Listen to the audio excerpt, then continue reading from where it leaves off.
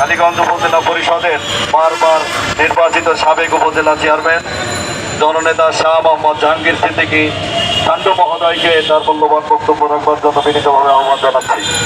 নির্বাচিত জাতীয় সংসদ সদস্য জনাব আনোয়ার রাজি মান্নান হত্যাকাণ্ডের জন্য তার বিচারে আমরা ঢাকায় আসছি।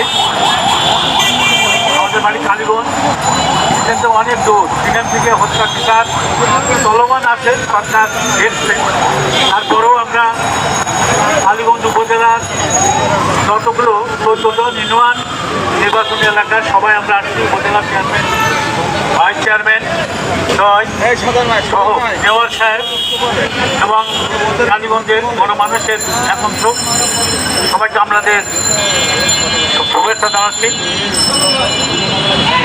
একটা মানুষ, ভালো মানুষ, 3 বারের এমপি, অত্যন্ত জনপ্রিয় একজন ব্যক্তি, তাকে চিকিৎসার জন্য ইন্ডিয়ায় যাওয়ার পরে তাকে হত্যা করা হয়।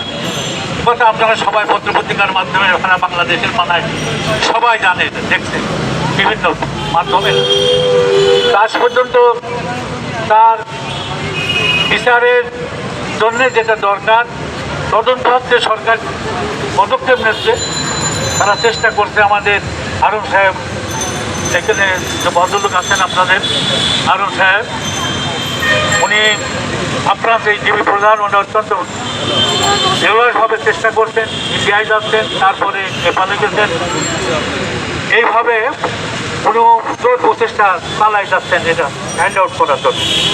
আমরা আজকের দিনে আমাদের একটাই দাবি, সেটা হচ্ছে যে সে হত্যা হয়েছে এটা সত্যি জিনিস, তার হত্যার দাবি আমরা বিচার চাই।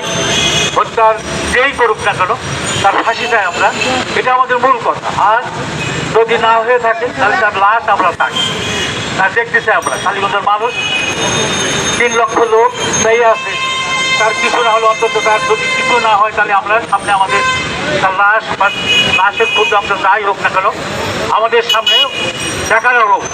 এতে আমরা সবাই অন্তত জানবো যে সে হত্যা হয়েছে এবং তার মরদেহ কালীগঞ্জের মানুষ কালীগঞ্জে এসে পৌঁছচ্ছে। এটাই আমাদের আকুল প্রাণের দাবি।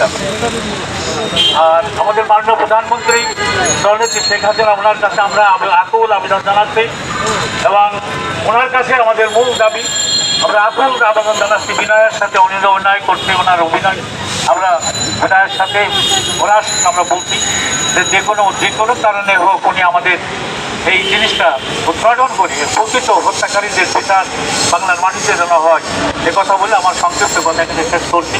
জয় বাংলা, জয় বঙ্গবন্ধু। আপনাদের সবাইকে ধন্যবাদ।